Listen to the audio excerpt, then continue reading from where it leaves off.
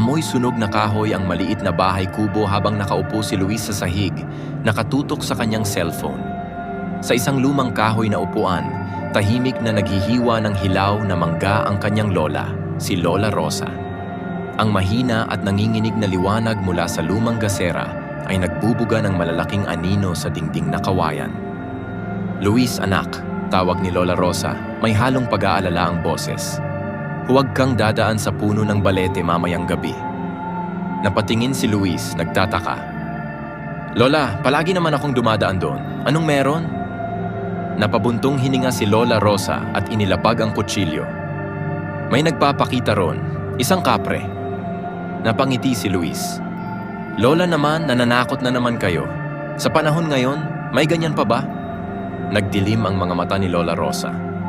Ang mga sinaunang nilalang ay hindi basta nawawala. Kapag tinawag ka ng kapre, huwag kang lilingon.